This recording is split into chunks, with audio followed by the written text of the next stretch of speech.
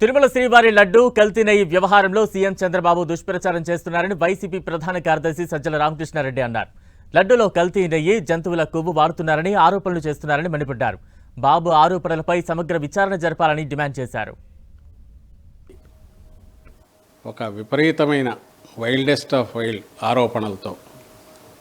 ఆరోపణల కంటే నీచమైన దీనికి దిగి చేసినవి. ఆ తర్వాత దేశవ్యాప్తంగా ఒక రకంగా ఆర్గనైజ్డ్ లాగా ఎక్కడికెక్కడ దాని మీద ఇదే విపరీతమైన డిమాండ్లతో, అంటే కల్తీ అయిపోయింది, ఇంకా ఏదో ఘోరం జరిగిపోయిందంటూ చేస్తూ కోట్లాది మంది భక్తుల మనోభావాలతో చెలగాటమాడి మళ్ళీ ఆ విశ్వాసాన్ని ఎట్లా తీసుకురావాలనే ఒక భయానకమైన ఆందోళనకరమైన పరిస్థితిలోకి ఈరోజు మనం ఉన్నాం. అది చంద్రబాబు నాయుడు గారు బలవంతంగా నెట్టారు.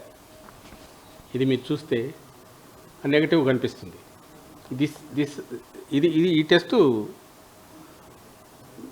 కల్తీ ఉందా అనే దాన్ని తెలుస్తుంది. సర్టెన్ వెజిటబుల్ వాటిని అండ్ ముఖ్యంగా యానిమల్ ఫ్యాట్. ఎప్పుడు అయితే ఈ టెస్ట్ నెగిటివ్ వచ్చిందో లేదు కల్తీ అంటే మాన్యువల్గా కల్తీ లేదు. దాన్ని ఒక్క దెబ్బకు ఇది చేసేటట్టు, ప్రసాదం స్వీకరించాలంటే అనుమానం వచ్చేటట్టు చంద్రబాబు నాయుడు కొట్టిన దెబ్బ మామూలు దెబ్బ కాదు.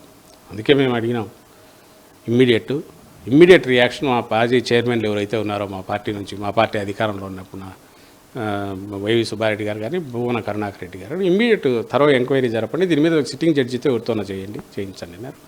నిన్న మా పార్టీ అధ్యక్షులు జగన్మోహన్ రెడ్డి గారు, మాజీ ముఖ్యమంత్రి గారు, ఆయన కూడా ఏమి వద్దు ఇమ్మీడియట్ ఎత్తేయండి, డిలే అయ్యే కొద్దీ మళ్ళీ ఆ అగాధం పూడ్చొద్దు, డిలే అయ్యే కొద్దీ ఆ విశ్వాసం మళ్ళీ తీసుకురాలేము.